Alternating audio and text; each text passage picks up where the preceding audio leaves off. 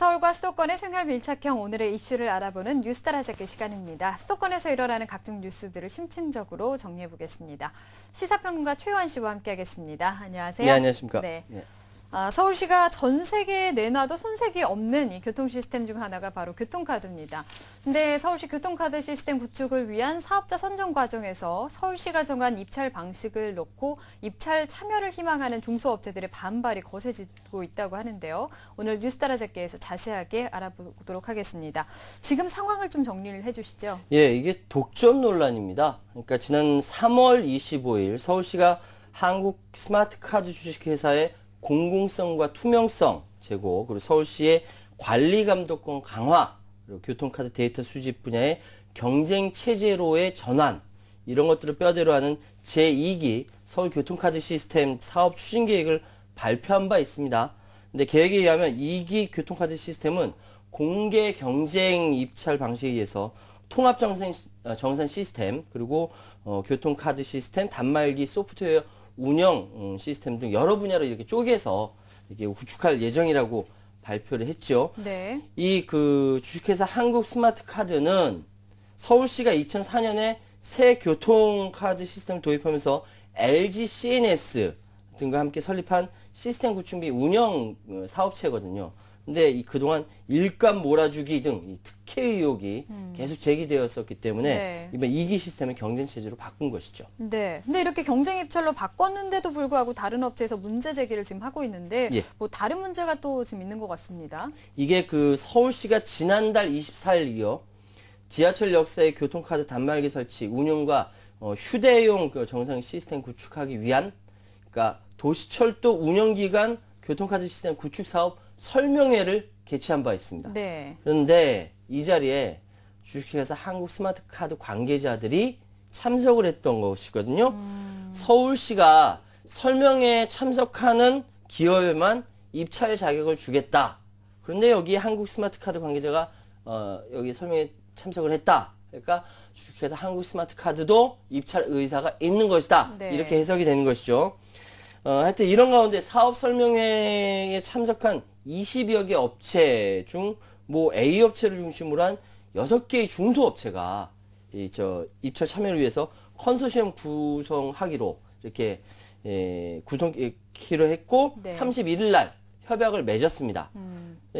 다분히 주식회사 한국 스마트카드를 의식한 위기의식에 이렇게 컨소시엄을 맺은 거라고 생각이 되고요. 네.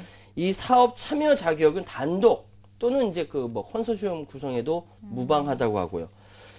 일단 문제가 여러 가지가 좀 있습니다. 실제로 있고요. 서울시가 제시한 사업자 선정 기준에 문제가 있다라는 지적이 나왔어요. 그러니까 사업자 선정 기준이 최근 3년간 실적 금액, 네. 최근 3년간 실적 건수, 그리고 유사 사업 수행 실적 평가 기준 등에 따라서 등급을 매겨서 이 사업자를 선정하는 방식이다라고 하는데요. 사실상 주식회사 한국 스마트카드를 이길 수 있는 업체는 없습니다. 네. 예, 그래서 이 중소기업에 참여하는, 입찰에 참여하는 중소업체들이 뭐라고 하냐면, 박원순 시장이 말로는 중소기업 보호를 외치지만 실제로는 대기업 밀어주게 하는 거 아니냐, 이러면서 반발하고 있는 것이죠. 그러니까 말로는 그렇지만 정작 밀어주지 않고 있다, 예. 이런 반발인 건데 예. 지금 컨소시엄을 구성한 중소기업들은 금융 문제로 또 힘들어한다면서요. 이게 참 자본 여력이 없는 중소업체들 어디나 다 그럴 거예요. 네. 이 참여에 필요한 금액이 약 한 350억 원 정도 됩니다. 이거 투자 확약을 받기 위해서 컨소시엄 대표격인 이 A 업체가 이제 시중은행을 통해서 관련 절차를 밟고 있는데, 문제가 뭐냐면 사업의 제안서 제출 마감일이 7일, 내일 모레예요. 근데 금융권에서 이제 절차가 마치는 날이 9일입니다. 이틀이 더 지나가는 거죠. 네네. 그러니까 이제 당연히 관계자들이 애를 태울 수밖에 없는 것이죠. 이런 일이 발생하게 된 것은 서울시가 채택한 이 입찰 방식과 연계성이 크다, 이런 이야기가 나오고 있습니다. 그러니까 중소업계는 민간 자본이 투입되는 거니까 입찰 방식을 민간 투자법에 적용해야 된다라고 주장하고 있는 것이고요. 네. 서울시는 이 민투법이 아니라 지자체를 당사자로 하는 계약에 관한 법률로 이 입찰을 진행한다라고 결정이 되어 있습니다. 네. 그러니까 뭐냐면 이제 민투법이 적용하게 되면 입찰 마감도 그 기간도 90일로 늘어서 계약 접수를 중소기업은 충분히 마칠 수 있다. 네. 이렇게 얘기하고 있는 것이고요. 서울시가 이 지자체를 당사자로 하는 계약에 관한 법률을 적용하는 것은 민투법은요. 이 대규모 예산이 수반되는 소위 그러니까 사회 간접자본 시설사업 SOC라고 하죠. 여기에 적용하는 것이 정보통신 등 이 특수성과 전문성에 적용하는 것은 아니다라고 이야기를 하고 있는 것입니다. 그러니까 또 이제 그 시기도 사업이 긴급을 요구하는 사업으로 서울시가 입찰 제한 마감 시기를 20일로 앞당겼다. 이렇게 네. 억울하다라고 중소기업 측에서 이야기하고 있습니다. 왜냐하면 일반적인 것은 한 40일 정도 여유를 주거든요. 네. 예, 그렇게 되고 있습니다. 네, 서로 의견이 지금 이렇게 갈리고 있는 상황인데 중소업체 측에서는 서울시가 이 사업을 긴급 사업으로 규정한 것에서 반발을 좀 하고 있는 것 같은데 어떤가요? 그렇죠. 그러니까 서울시 관계자는 현재 추진 중인 2기 교통카드 시스템 구축 사업과 연계하고 또 기존 시스템의 내구 연한 시기가 다가옴에 따라서 긴급 입찰이 필요하다라고 판단했다라고 이야기하고 있습니다. 네. 특히 관련 규정에서는 긴급 입찰일 경우에는 열흘을 주지만 이것이 또 전문성을 요구하는 사항이니만큼 열흘을 더 줘서 20일로 맞는 것이다 라고 서울시 관계자들은 이야기를 하고 있습니다. 네. 이에 대해서 중소기업 입장 바꿔 생각하면요. 중소기업 업체들은 아니다. 이거는 중소업체들의 참여를 제한하기 위해서 한 것이다. 입찰 마감 아무래도 제한서 마감이 촉박해서 입찰 준비에 상대적으로 좀 불리한 시간이 많이 소요되는 중소업체들은 사실상 참여가 어렵고 결국 서울시가 출자한 대주주죠. 한국 스마트카드에 유리할 수밖에 없는 것이다라고 불만을 토로하고 있는 것이죠. 네, 이게 20일로 조정이 된 게 그러니까 8월 7일 내일 모레인 예, 그렇죠. 거죠. 네. 정리를 해보면 이제 교통 시스템 1기 사업에는 이 한국 스마트카드가 독점을 하고 있다 이런 비판으로 인해서 경쟁 입찰 방식으로 바꿨는데 이 방식마저 한국 스마트카드에 일방적으로 유리하다 이런 반발을 지금 사고 있는 건데요. 이 사업의 사업성은 어떨까요? 그간 보시면 아시겠지만 꽤 사업성이 전망이 좋습니다. 네. 한국 스마트카드는 2003년 설립된 이후로 지난 2004년부터 10년 동안 티머니 카드 시스템 관련 비용 정산이라든지 운영 시스템 관련된 사업을 벌이고 있죠. 특히 현재 서울시가 한국 스마트카드에 대해 36.2%, LG CNS가 32.9%, 에이텍 정보통신 9.2%, 기타 등등 이렇게 지분을 갖고 있는데요. 이런 상황에서 서울시가 최대 지분을 갖고 있는 대주주다 보니까 당연히 중소업체의 입장에서는 의심이 간다. 이렇게 이야기가 나올 수밖에 없는 것이고요. 네. 일단 이번 2기 사업은 서울 메트로 도시철도공사가 운영하는 모든 역사에 지하철 교통카드 단말기 7,300여 대를 설치하고 휴대용 정상기 운영 등 지하철 카드에 이용한 카드 시스템을 구축하는 사업입니다. 일단 사업자로 선정된 업체가 400억에서 500억 정도 되는 투자를 통해서 시설과 시스템을 구축한 뒤에 2022년까지 9년 동안 이 시설을 운영하면서 매해 당해년도에 지하철 운송 수익금 일부를 수수료로 받습니다.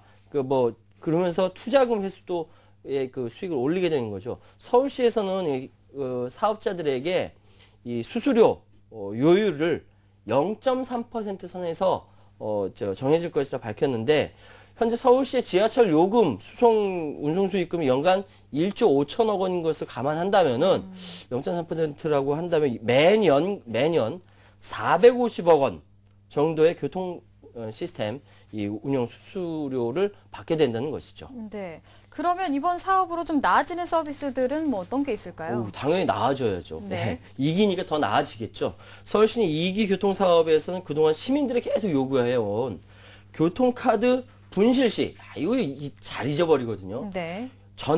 잔액 환불 서비스, 그리고 모바일 교통카드 서비스, 함께 이루어질 것이다. 이렇게 이야기하고 있습니다. 또 이제 장기 미사용 선수금과 이로 인한 발생이자의 사회 환원에 대해서도 올해 하반기부터 구체적인 방안이 나올 것이다라고 이야기하고 있는데요. 사회 환원 사업 내용은 초등학교 대상으로, 초등학생들 대상이죠. 대중교통 편의 향상, 안전교육, 교통 약자들을 위한 편의 지원 등을 고려하고 있답니다. 일단 이 사항을 전체적으로 좀 정리를 해본다고 한다면요. 독점 부분은 예전부터 이렇게 이야기 나왔던 부분입니다. 네. 그러니까 그래서 서울시 교통위원회가 지난 4월에 한국 스마트 카드에 대해서 야, 이거 지금까지 독점 지출이 많이 누렸다. 이렇게 좀 이렇게 사업 구조에 대해서 이렇게 좀 비판을 했고 그래서 통합 정산 시스템이나 교통 카드 시스템이나 운영 시스템 이런 것들 나눠서 쪼개서 2기에는 이제 그 공개 입찰로 이렇게 다른 입찰 이렇게 대상들이 참여하기 어려우니까 공개 입찰로 이게 바꿔서 하게 된 것이고요. 네. 그런데 일각에서는 이 교통카드 시스템의 경우 선투자나 이 시스템 구축 능력이나 운영 능력가 되게 굉장히 많이 필요한 사업이거든요. 그렇죠. 네. 그러다 보니까 좀 효율성이라든지 이런 걸 봤을 때 중소업체가 이거를 감당하기는 무리이지 않느냐. 뭐 괜히 그렇게 하다가 사고라도 터지면 어떡하냐. 이런 걱정을 하고 있습니다. 네. 일단 중요한 것은요. 이것이 중소업체든 그 큰 대기업 업체든 공정하고 투명하게 사업자를 선정하는 것이 중요하다. 서울시 스스로도 이렇게 다짐을 하고 있고요. 네. 말 그대로 그런 능력이 안 되면 모르되 능력이 된다면 다양한 기회를 보장하는 것이 중요하다. 공정하고 투명하게 진행하는 것이 중요하다. 이렇게 말씀드리겠습니다. 네, 맞습니다. 이 사업 참여의 기회도 좀 넓어지고 말씀하신 것처럼 공정하고 좀 깨끗한 선정이 되기를 바라겠습니다. 다음 소식 전해드리겠습니다. 종로구에서 시민들의 뜻대로 북촌 언덕길을 보존한다고 밝혔는데요. 어떤 건가요? 예, 재밌는데요. 위치는 종로구 북촌에 약 100m 정도 되는 화동 고갯길입니다. 네. 그림 준비했으니까 한번 보시면서 이야기하시죠. 그 길을 깎아서 길을 완만하게 하는 저기 보면 화동 고갯길이라고 하죠. 네. 저희가 좀 활등처럼 이렇게 고갯길이에요. 그러니까 저거를 좀 깎아서 언덕이 좀 높았군요. 네. 편리하게 또 안전하게라는 의견 있었고요. 또 아니다 옛 정취를 보존해야 된다 이런 주민 의견 나눠서 논란이 빚어졌어요. 네. 근데 종로구가 지난 1월 고객길 깎기에 반대하는 그러니까 좀 옛 정취를 느낄 수 있는 그런 시민들의 의견을 반영해서 화동 고객길 구조 개선 공사를 일단 중지하고 지금 모습대로 보존하기로 했다라고 밝혔습니다. 대신 고갯길 이렇게 높으면 이제 아무래도 위험하니까 교통사고 예방을 위한 보행자 안전 울타리도 설치하고 미끄럼 방지 포장하고 또 과속 방지 교통 안전 표지판 설치하는 등 조치를 취하기로 했습니다. 이 길이 이제 그 서울 시립 정덕도서관에서 제동초등학교 쪽으로 넘어가 야트막한 언덕길인데 네. 2011년부터 여기가 활등처럼 휘어진 고갯길이기 때문에 경사가 급해서 교통사고 위험이 높다. 이런 주민들의 민원이 뭐 굉장히 많았다고 합니다. 그 네. 민원이 5차례 냈고 주민 4천여 명이 뜻을 모아서 지난 서울시는 이 사업을 주민 참여 예산 사업의 하나로도 선정까지 했습니다. 네. 예, 종로구는 그래서 3억 6천만 원의 예산을 배정해서 경사 15도에 이 언덕길을 약 1m 정도 깎아서 완만하게 만들기로 공사를 추진하기로 했었죠. 네. 근데 예산까지 이렇게 이미 나온 사업이었는데 이걸 되돌리기가 쉽지 않았을 것 예. 같은데요. 어떤 일들이 있었나요? 이게 이런 이제 고객길이 깎여진다라는 이제 사실이 알려지면서 반대 여론이 이번에 끌었습니다. 네. 그러니까 연세대학교의 조한혜정 교수가 칼럼을 통해서 멋진 얘기를 했어요. 시간의 향기를 맡을 수 있는 곳, 고즈넉한 곡선길을 그대로 유지해야 한다. 시적인 얘기죠.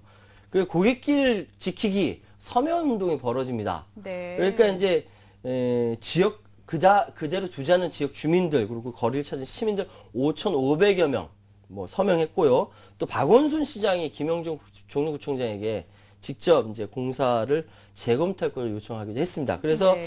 종로 사업 추진을 일단 보류하고 북촌 한옥마을 단체와 함께 주민 의견을 두루 수렴하면서 이 도로교통 전문가들과 함께 현장 점검을 했는데요. 이 종로 관계자 막상 현장 점검을 해봤는데 어떻게 됐냐면 이 언덕길 밑에 이 상하수도 전기통신 시설이 땅 밑에 막 깔려 있는 겁니다. 네, 네. 그러니까 이제 이것을 이제 깎아서 옮기려면은 예산이 더 들고요.